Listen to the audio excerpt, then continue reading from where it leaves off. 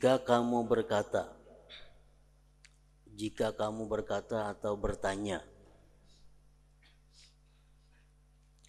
Nabi Shallallahu Alaihi Wasallam telah bersabda, Ma uhiya ilayya anijma'il mala wa kum minat tajirin, walakin uhiya ilayya an sabbih bihamdi rabbika wa kum minas sajidin wa'bud rabbaka hatta ya'tiyakal yakin. Artinya, tidaklah diwahyukan kepadaku bahwa kumpulkanlah harta dan jadilah kamu orang yang berdagang. Tidak ada diwahyukan kepadaku, kumpulkanlah harta dan jadilah kamu orang yang berdagang. Tetapi diwahyukan kepadaku bahwa sucikanlah dengan memuji Tuhanmu, jadilah kamu orang-orang yang bersujud dan sembahlah Tuhanmu sehingga kematian datang kepadamu.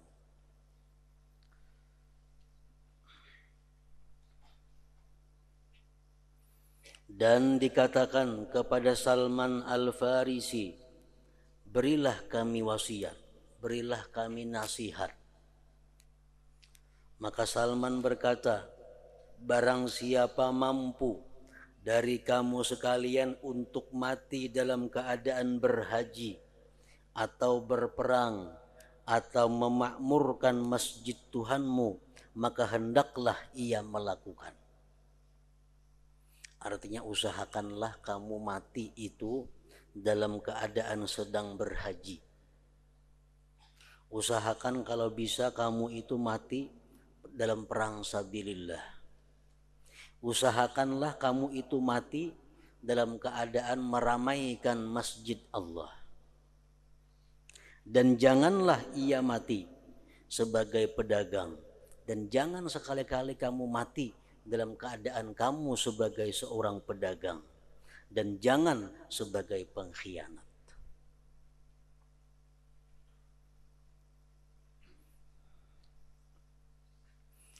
Nah, pertanyaannya di sini adalah, pertama hadis Rasulullah tadi, yang kedua perkataan atau nasihat daripada Salman Al-Farisi. Di situ tidak ada anjuran kepada kita untuk berusaha. Jar Nabi, Allah kadada menyuruhku berdagang. Allah kadada nyuruh aku mengumpulkan harta. Tetapi Allah menyuruh aku supaya bertasbih, sujud, beribadah. Ujar Salman pulang, amun kawa kita mati parahatan bahaji. Mun kawa kita mati parahatan perang sabilillah. Mun kawa kita mati parahatan di masjid, memakmurkan masjid Allah. Jangan hendak mati parahatan kita jadi seorang pedagang. Jangan kita mati parahatan kita sebagai pengkhianat. Nah, ini bertentangan dengan beberapa hadis-hadis yang terdahulu. Sedangkan hadis yang dahulu ada yang mengatakan, alaikum bittijarah, hendaklah kamu berdagang, kata Rasulullah. Alaikum bittijarah, hendaklah kamu berdagang. Itu hadis Nabi menyuruh kita berdagang. Hadis Nabi lagi mengatakan dalam bab yang terdahulu, innallaha ta'ala yuhibbul mu'min al-muhtarib. Allah cinta kepada orang mukmin yang berusaha berdagang. Apa hadis Rasulullah lagi, innallaha yuhibbu ayyara 'abdahu ta'aban fi talabil halal. Sesungguhnya Allah cinta, Allah suka melihat hambanya kesusahan dalam mencari yang halal. Nah, hadis-hadis itu dipahami adalah menyuruh berdagang, menyuruh berusaha. Sedangkan yang kita baca hari ini adalah sabda Nabi yang mengatakan Allah kadang menyuruh aku berdagang. Allah menyuruh aku beribadah, bertasbih, berzikir.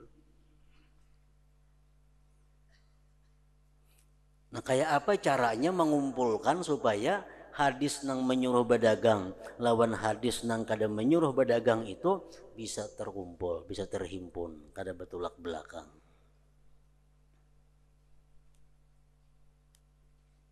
Maka jawabannya adalah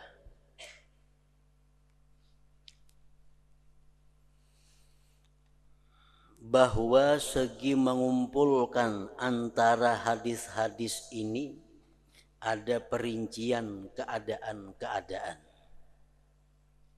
Hadis nang menyuruh berdagang itu bujur juga ada. Hadis nang kada menyuruh berdagang supaya beribadah itu pun bujur juga. Tergantung perincian keadaan-keadaannya. Kami berkata, ujar Imam Ghazali, berdagang itu kami katakan tidaklah lebih utama secara mutlak dari segala sesuatu. Ujar Imam Ghazali, berdagang itu kada lebih abdal secara keseluruhan dari segala sesuatu. Kami tidak mengatakan demikian. Berdagang itu kami katakan tidaklah lebih utama secara mutlak dari segala sesuatu.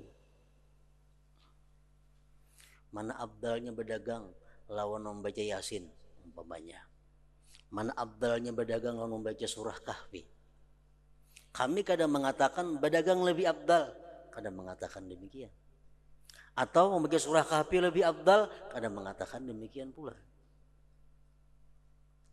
Tetapi berdagang itu ada kalanya kamu menuntut kecukupan atau kekayaan atau melebihi kecukupan.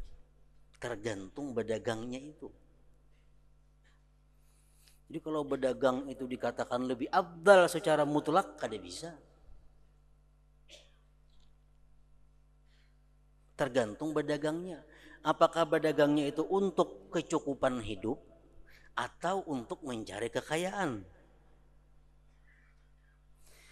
Jika dengan dagangan itu ia menuntut lebih dari kecukupan untuk memperbanyak harta dan menyimpannya bukan untuk dipergunakan kepada kebaikan dan sedekah, maka itu tercela.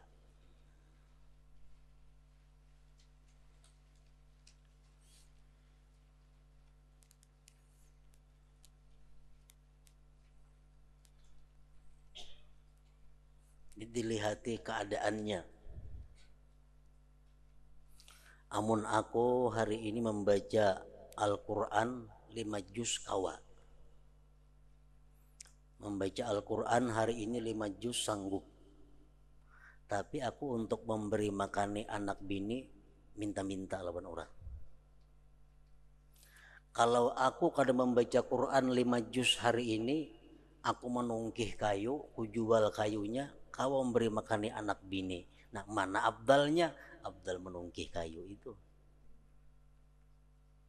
Abdal menungkih kayu itu. Nah, lain halnya kalau aku membaca Al-Quran hari ini 5 juz, aku kada kau berdagang. Kalau aku berdagang, kada tak baca Quran. Dan berdagangku ini hanya untuk mencari kekayaan. Karena andai kata hari ini aku kada berdagang, anak biniku makan aja kada bakal minta-minta. Mana abdalnya? Abdal membaca Quran 5 juz. Nah, jadi kada secara mutlak.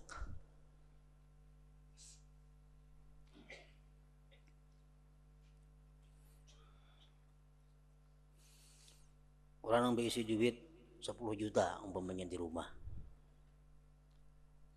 Bisa duit 10 juta di rumah. Biaya hidupnya umpamanya sebulan 1 juta. 10 bulannya kau bakal bercari.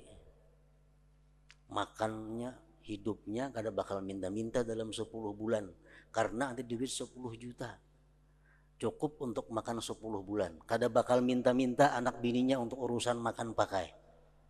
Nah orang ini mana abdalnya bercari supaya duitnya lebih pada 10 juta lawan beribadah. Abdal beribadah. Kenapa? Karena kada bakal minta-minta. Lain halnya kada berisi duit sama sekali. Mun hari ini aku kada berusaha mengaji aja, pas lagi aku kamarian minta-minta memberi makan anak buah. Nah ini baik berusaha, kada usah mengaji. Jika dengan dagangan itu ia menuntut lebih dari kecukupan untuk memperbanyak harta dan menyimpannya, bukan untuk dipergunakan kepada kebaikan dan sedekah, maka itu tercela.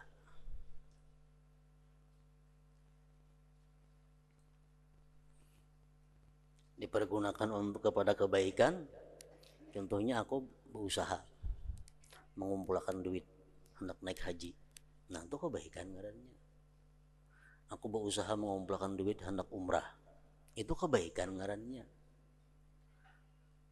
Amun berusaha mengumpulkan duit kada ada tujuan arahnya saganang apa, duit dikumpulkan itu, nah ini yang disebut maka itu tercela tadi. Hari ini nih ke pasar, pacang payu dagangan, pacang bahujung, kada ada niat di hati saganang apa karena hujungannya itu digunakan, kada ada niatnya, kumpulkan duitnya kalau buat dalam lemari, kada ada tujuan saganang apa duitnya itu. Nah ini nang tercela, maka itu tercela. Jadi kalau sudah mulai bisukan kita turun ke pasaran itu kita sudah punya niat nang baik, nah berdagang kita pun sabilillah. Dagangnya dagang sabilillah. Hari ini aku ke pasar, bila payu berhujung, hujungannya aku simpan. Segenang apa disimpan? Kalau kena ada perlu orang nak berhutang kah, ada orang kematian kada berduit kah, orang beranak kada berduit kah, kawa kena aku hutangi. Nah dagangnya fisabilillah. Dagangnya fisabilillah. Kenapa? Karena mulai besokannya berdagang, niatnya sudah baik.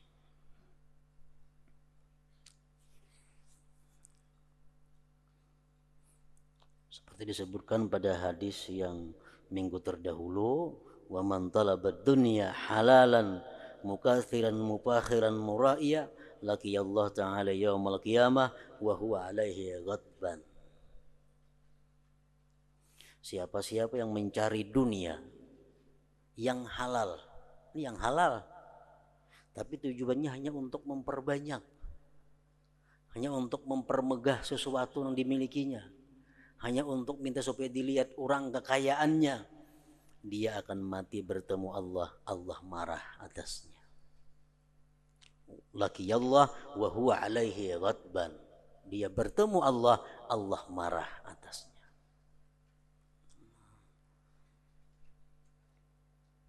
Jadi lain orang berdagang nang antara berdagang punya niat nang bagus lawan berdagang nang kada ada niatnya. Jadi kalau hari ini kita berdagang ke pasar ada berniat apa-apa, cuma bila ada payu ada untung simpan duitnya bisa. Nah itu tercela. Perjalanan kita dari rumah ke pasar, bulik dari pasar ke rumah tercela. Anda kata kita mati di pasar, mati dalam keadaan hubud dunia. Tapi kalau kita mulai bisukan kita turun berniat, aku hari ini berdagang. Kalau ada keuntungan dagangannya, aku simpan duitnya untuk ada hal-hal kebaikan yang kayaknya perlu digunakan ke situ. Nah ini sabilillah. Mulai rumah ke pasar dihitung pahala, pasar ke rumah dihitung pahala. Andai kata dia mati dalam keadaan dimarahi oleh Allah Subhanahu wa ta'ala. Ini niatnya aja.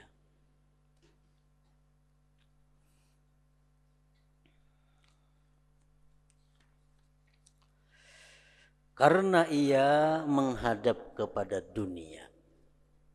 Kalau dia turun ke pasar, berusaha, berdagang hanya untuk memperbanyak harta, kada ada niatnya untuk kebaikan, itu ngarannya menghadap kepada dunia. Yang mencintainya dunia itu merupakan pangkal seluruh kesalahan, ibu dari segala dosa, ra'su kulli khati'ah, induk segala kejahatan. Itu nang halal, dagangannya halal, modalnya halal, jual belinya sah. Amun nang kada sah, kada halal maginnya lagi. Jika bersama itu ia seorang yang zalim, jual belinya kada biris, membunguli orang pulang, lagi khianat, maka itu kezaliman dan kefasikan. Kira-kira jarang orang berusaha untuk hanya sekadar memberi makan anak bininya, itu jarang. Aku hari ini ke pasar berdagang atau mencari kayu atau berusaha apa, nang hasilnya itu untuk memberi makan anak bini. Kalau aku kada berusaha hari ini, anak biniku kada kau makan, aku minta-minta hari ini. Jarang ada macam itu mungkin manusia, karena pasti ada bisi duit tabungan sekian ribu duitnya ada. Nah jadi setiap kali turun untuk berusaha, anaknya diniatkan, duitnya disimpan, persediaan kalau ada untuk hal-hal kebaikan yang mendesak, ada duit yang dikeluarkan. Maka itu maka niatnya berusaha.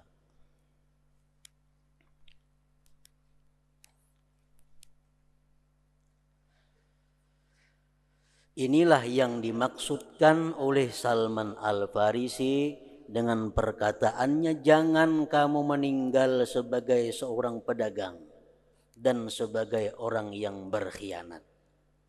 Jangan kamu mati sebagai pedagang. Maksudnya apa? Kita mati sebagai seorang pedagang nang kada punya niat apa-apa. Dapat keuntungan, kumpul masukkan di bank, apa masukkan keuntungannya. Nah, kumpul masukkan ke bank, segenang apa? Ada tahu juga lagi segenang apa-apa. Ada niatnya. Nah itu maksudnya jangan kamu meninggal dunia sebagai pedagang dan sebagai orang yang berkhianat. Amun pedagangnya jelas berkhianat ngarannya. Ia maksudkan dengan pedagang adalah orang yang menuntut tambahan. Imam Ghazali mengatakan bahwa ujar sidin, su'ul khatimah itu terbagi dua. Setiap hari, setiap malam kita berlindung kepada Allah daripada mati dalam keadaan su'ul khatimah. Su'ul khatimah itu terbagi dua. Ada su'ul khatimah yang bukan kehilangan iman. Contohnya kayak apa? Orang yang mati dalam keadaan masih sayang, masih mencintai dunia. Itu pun disebutkan su'ul khatimah termasuk.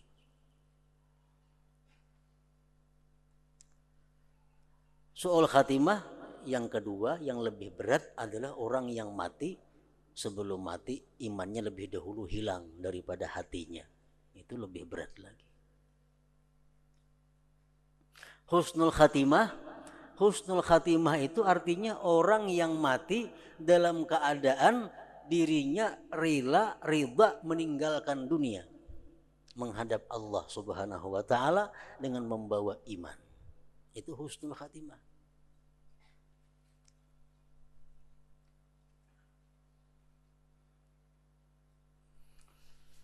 Jadi jangan diartikan bahwa su'ul khatimah itu orang yang hanya mati kafir, ada. Su'ul khatimah itu orang yang mati parahatan mengurus dunia, mati itu su'ul khatimah.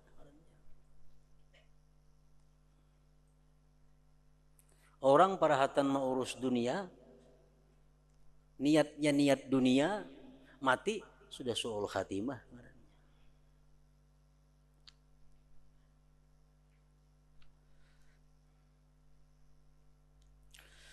Adapun apabila dengan berdagang itu ia menuntut kecukupan untuk dirinya dan anak-anaknya sedangkan ia dapat mencukupi mereka dengan minta-minta, maka berdagang karena memelihara diri itu adalah lebih utama. Aku memberi makani keluargaku ada dua cara. Dengan berdagang aku bisa memberi makani anak bini. Dengan minta-minta bisa memberi makani anak bini. Nah, itu lebih baik berdagang itu daripada minta-minta. Maka berdagang karena memelihara diri itu adalah lebih utama. Dan jika ia tidak perlu kepada minta-minta dan ia diberi tanpa meminta, maka berusaha itu lebih utama juga. Ujarnya mun aku nih kada berdagang, kada minta-minta, aku diberi orang aja duit, orang marah sih melihat aku, tetap lebih baik berdagang juga. Karena ia diberi hanyalah ia meminta dengan lisan keadaannya, lisanul hal, dan menyeru di kalangan manusia dengan kepakirannya. Bujurainya kada minta-minta, pakaian buruk, cumpang camping, beri maras melihat orang. Nah, itu sudah mencerminkan meminta ngarannya, keadaannya meminta, walaupun mulutnya kada meminta.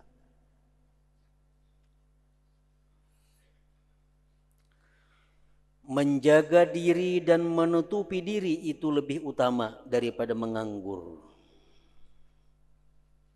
bahkan daripada sibuk dengan ibadah badaniyah. Meninggalkan usaha itu lebih utama bagi 4 orang, yaitu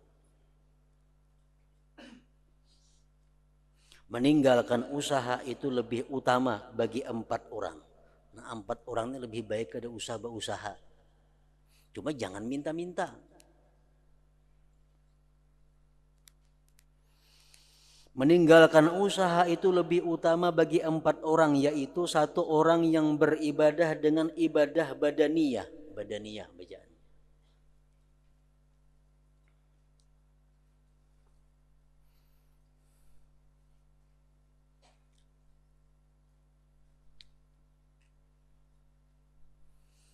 Ibadah waktunya siang hari habis digunakan untuk mengamalkan wirid-wiridnya. Ada ulama yang membagi waktu di siang hari itu 5 waktu. Nah, 5 waktu di siang hari ini sudah full digunakannya untuk ibadah. Sehingga ini kada kau lagi untuk berdagang. Waktu pertama antara terbit fajar sampai terbit matahari. Terbit fajar sampai terbit matahari. Situ sibuk. Ada kau menure. Terbit fajar sampai terbit matahari. Sembahyang sunat subuh, membaca wirid-wirid. Sunat apa? Sembahyang subuh berjamaah. Kini mbak subuh duduk di masjid beribadah sampai terbit matahari. Terbit matahari sembahyang isyraq 2 rakaat. Nah, sebebakan sudah habis. Jam 6 seperapat hari sudah tuh. Waktu yang kedua, ma baina tulu'is syamsi ila dhahwatin nahar, mulai terbit matahari sampai pukul 10 kira-kira. Mulai jam 6 seperapat sampai pukul 10. Di sini sibuk membersihkan dirinya, mandi-mandi, bertatapas segala macam. Habis itu sembahyang duha, baca zikir, baca wirid sampai jam 10. Nang ketiga dari jam 10 sampai zuhur. Digunakannya waktu untuk menuntut ilmu, belajar ilmu, mutalaah ilmu, mudzakarah ilmu dari jam 10 sampai zuhur. Nah, kemudian waktu yang keempat antara zuhur sampai asar. Ini digunakannya untuk menghilangi orang garing, membantu kawan, membantu orang kesusahan, menunaikan hajat orang muslim. dan istirahat antara zuhur sampai asar. Nah kayaknya mulai asar sampai maghrib habis pulang waktunya untuk beribadah kepada Allah Subhanahu wa Ta'ala. Nah seharian udah kau lagi berdagang.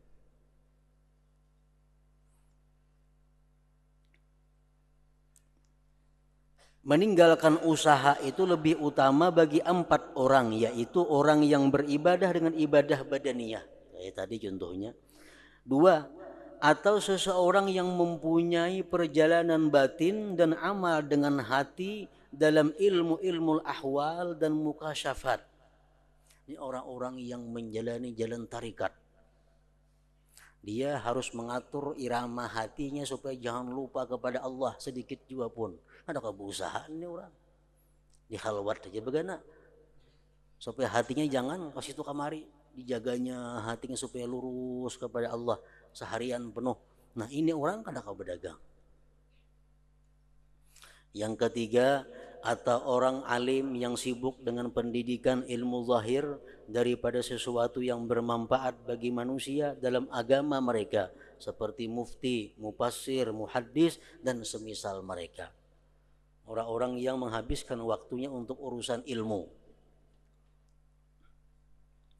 Yang keempat, orang yang sibuk dengan kemaslahatan kaum muslimin, sedangkan urusan mereka telah dijamin seperti sultan, raja, qadhi dan syahid saksi.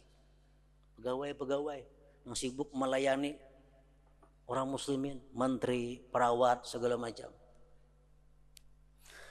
Maka mereka itu apabila mereka cukup dari harta-harta yang disediakan untuk kemaslahatan itu, atau wakaf-wakaf yang diperuntukkan bagi orang-orang fakir atau para alim ulama, maka menghadapnya mereka terhadap sesuatu yang mereka ada padanya, tugas mereka adalah lebih utama daripada kesibukan mereka untuk usaha. Kalau orang ini ada mempunyai jaminan kehidupan dari harta wakaf umpamanya, dari harta baitul mal, nah lebih baik ini menjalankan tugas ini daripada berusaha. Umpamanya di kampung gitu ada bisi kabun nang diwakapakan orang. Kabun ini aja orang wakaf, hasilnya untuk orang-orang yang beribadah seharianan, hasilnya untuk orang-orang yang menuntut ilmu, hasilnya untuk para ulama, hasilnya untuk para pegawai. Jadinya sudah ada hasil di situ. Nah bagi mereka yang macam itu ada penghasilannya, baik ada usaha, lebih baik dia menjalankan tugasnya seperti yang tadi, baik sebagai ahli ibadah, baik sebagai ahli ilmu, baik sebagai ahli dalam hal suluk, baik dalam hal kemaslahatan umat yang lain.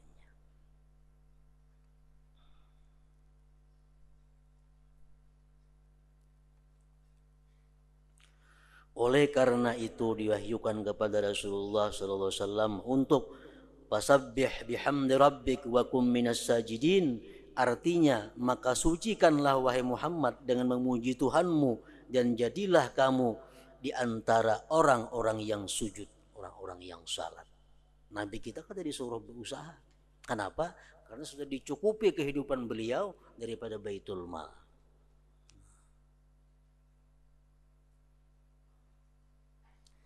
Dan tidak diwahyukan kepada beliau Rasulullah, jadilah kamu dari golongan pedagang. Kada diwahyukan seperti itu.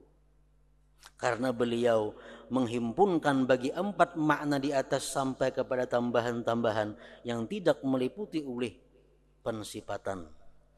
Nabi kita sebagai mufti, Nabi kita sebagai orang yang mengatur kemaslahatan umat, Nabi kita sebagai ulama, Nabi kita sebagai orang yang ahli ibadah, hidup sidin habis sudah waktu untuk itu.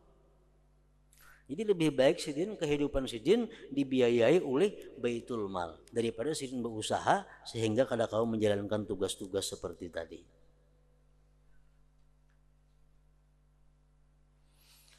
Oleh karena itu para sahabat mengisyaratkan kepada Abu Bakar radhiyallahu anhum untuk meninggalkan dagangan ketika yang menjabat khalifah.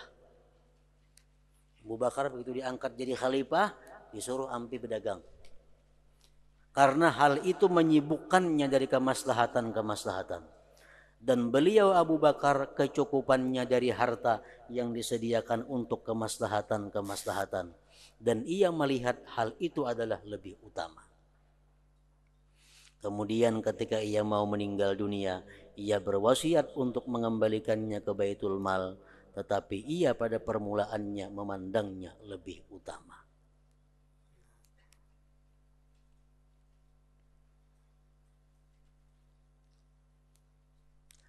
Empat orang itu mempunyai dua keadaan yang lain.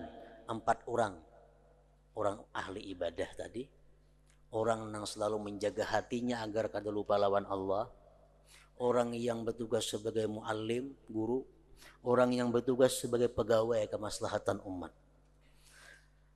Itu ada terbagi dua keadaan lagi. Satu, kecukupan mereka itu ketika meninggalkan tempat usaha dari tangan manusia dan zakat atau sedekah yang diberikan kepada mereka tanpa perlu kepada minta-minta.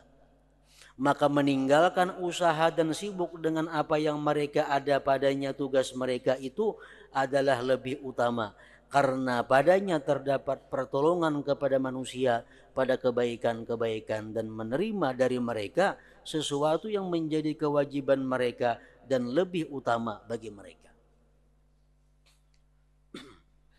Umpamanya nang empat golongan manusia nih, orang yang beribadah melulu, orang yang menjaga hatinya jangan lupa kepada Allah, orang yang bertugas sebagai guru, mufti dan seumpamanya, orang yang bertugas sebagai pegawai. Nah, empat golongan ini kebutuhan hidupnya sudah dicukupi oleh kumpulan harta zakat dan sedekah kaum muslimin. Mana baiknya? Apakah ingin meneruskan tugas ini tapi makan daripada zakat dan sedekah kaum muslimin, atau ingin berusaha ampih jadi petugas itu? Yang lebih baik adalah tetap jadi petugas itu dan dia dicukupi oleh harta zakat dan sedekah kaum muslimin tadi. Nah, lebih baik tetap bertugas, kada usah berdagang, kada usah berkebun, cukup inya hidup dengan kumpulan harta zakat dan sedekah daripada kaum muslimin. Kenapa? Karena itu membantu kebaikan juga ngarannya. Orang berzakat, mengkadang menerima kawalah berzakat. Nah, zakat tuh ada yang menerima. Nah, inya menerima akan zakat orang, menerima akan sedekah orang. Ngarannya membantu orang berbuat kebaikan. Nah, jadi orang yang macam ini lebih baik inya terus menjalankan tugasnya, hidupnya dijamin oleh harta yang diperoleh daripada zakat dan sedekah tadi. Yang kedua, keadaan kedua adalah berhajat kepada meminta-minta. Nah, ini beribadah, ini jadi pegawai, ini jadi mufti, kada kau berusaha lagi, cuma untuk mencukupi hidupnya ini minta-minta, mengatuk rumah orang mau bakul beting, nah untuk bawa, menyambang motor lalu minta duit dan penumpang. Nah, mana baiknya? Beribadah melulu, cuma memberi makan anak bini duit yang dihasilkan dari minta-minta, atau mengajar melulu, memberi makan anak buah duit yang didapat dengan meminta-minta kayak tadi. Keadaan kedua adalah berhajat kepada meminta-minta, dan ini di tempat pandangan pembahasan. Nah, ini yang perlu dibahas. Keberatan yang telah kami riwayatkan dalam minta-minta dan ketercelaannya adalah menunjukkan secara jelas bahwa menjaga diri dari minta-minta itu lebih utama. Lebih utama. Amun aku beribadah hari seharian sanggup, cuma minta-minta. Kita malam minta-minta orang. Nah, lebih baik kada usah beribadah seharianan. Berusaha, asal jangan minta-minta kepada orang.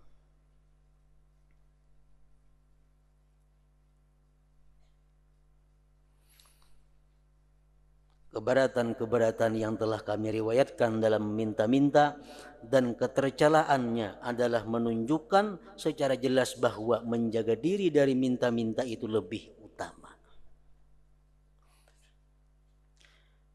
Memutlakkan perkataan padanya tanpa memandang keadaan dan perorangan itu sulit.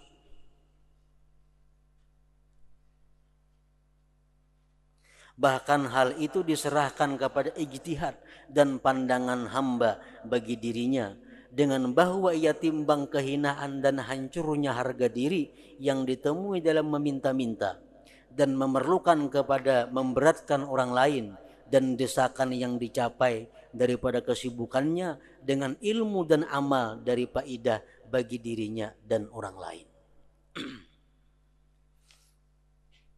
Jadi ada juga pertimbangannya, kalau aku beribadah seharian, aku minta-minta makan orang untuk makan. Untuk orang tertentu ada yang kada baik macam itu. Lebih baik inya berusaha, jangan minta-minta.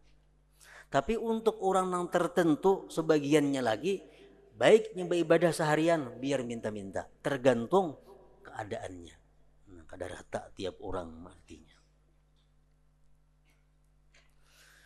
Banyak orang yang banyak faedahnya bagi makhluk, sedangkan faedahnya itu dalam kesibukannya dengan ilmu atau amal, dan mudah atasnya dalam meminta untuk menghasilkan kecukupan dengan sedikit-dikit sindiran. Ada manusia yang sangat berguna bagi manusia. Pengajarannya, ilmunya sangat diperlukan oleh manusia. Sehingga ini kada kau lagi berusaha. Dan ini kalau meminta sedikit saja diberi orang aja.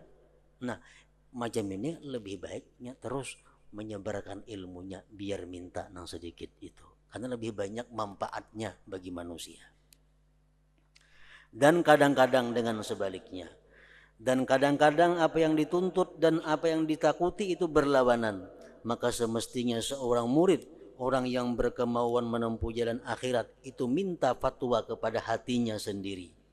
Meskipun para mufti memberi fatwa, karena fatwa-fatwa itu tidak meliputi dengan rincian-rincian rupa dan ahwal, keadaan-keadaan yang halus. Jadi kesimpulannya tak gunakan lawan hati seorang. Munaku terus mengajar lawan ilmu, siang malam mengajar, anda kau lagi berusaha.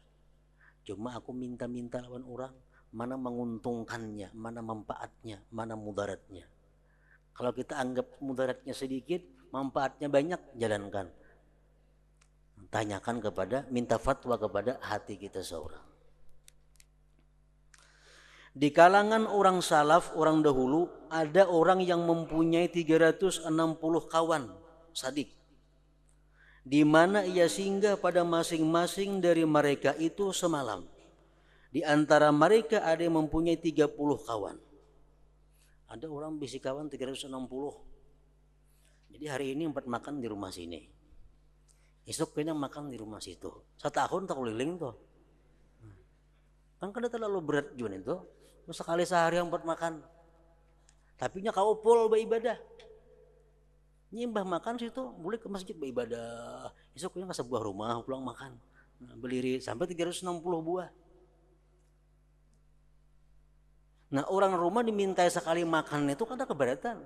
Apalagi minta makan orangnya ahli ibadah. Kan ada keberatannya kalau tuh. Nah, bagi orang macam ini bagus saja ada di cara itu.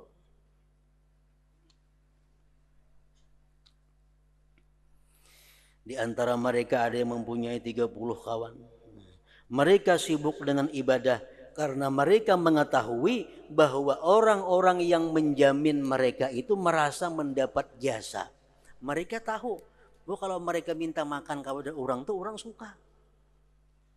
Kalau mereka minta makan kasih itu orang bangga, orang bahkan terima kasih dimintai makan. Mereka itu merasa mendapat jasa karena menerimanya mereka bagi kebaikan-kebaikan mereka. Maka penerimaan mereka terhadap kebaikan-kebaikan mereka adalah lebih baik karena disandarkan kepada mereka, kepada ibadah mereka itu. nang diintai suka orang, karena mintai orang ahli ibadah, nang memberi makan suka, nah makin bagus lagi artinya. Maka semestinya untuk merincikan pandangan dalam urusan-urusan ini, karena pahala orang yang mengambil itu seperti pahala orang yang memberi. Kalau kita ini bersedekah, nah kasih itu kemari anak mau unjuk sedekah nih kemana? Ada bertemuan orang, kita unjuk sedekah, diterimanya, nang menerima tuh berpahala sama orang memberi pahalanya. Jadi sedekah itu bukan hanya nang memberi, nang berpahala, nang menerima pun berpahala juga. Kenapa? Menulunginya. Munya kada menerima siapa? Nang sedekah ada. Ada nang bersedekahnya. Unjuk sini, oh kada terima sedekah. Unjuk situ, kada terima sedekah. Kada kau berbuat baik manusia. Kenapa? Orang kada hakun menerima sedekah. Nang saya kung ni hakun dapat pahala karena menolong orang berbuat kebaikan.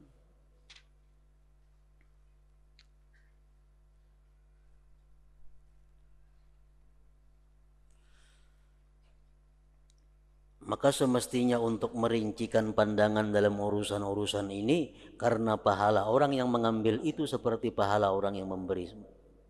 Manakala orang yang mengambil itu menjadikannya sebagai pertolongan terhadap agama, sedangkan orang yang memberi itu memberinya dari hati yang baik. Inya diberi makan, kanyang beribadah orangnya. Makin senang orang memberi.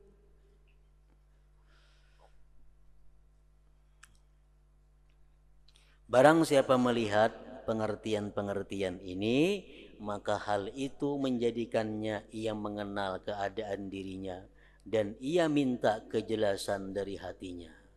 Apakah sesuatu yang lebih utama dengan disandarkan kepada keadaan dan waktunya.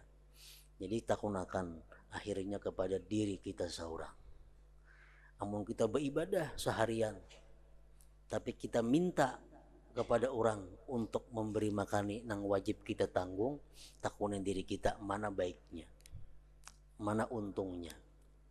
Amun nang ko intai duitnya orangnya suka bila ko intai, nah ayo jadi masalah. Tapi amun kita begaritik barangkali ini muyak memberi aku, nang baik ada usah minta. Tergantung kepada hatinya masing-masing. Nah inilah keutamaan usaha. Dan hendaklah akad yang dengannya ada usaha itu menghimpunkan bagi 4 perkara, yaitu sah. Kalau berusaha nang utama sekali adalah supaya sah. Berdagang, berjual supaya sah jualnya. Bertukar supaya sah tukarnya. Bersiwa supaya sah siwanya, sandanya sah. Itu utama. Yang kedua mesti adil. Yang ketiga ihsan, berbuat baik. Yang keempat sayang terhadap agama. Dan masing-masing akan kami buat dalam satu bab kaina satu persatu.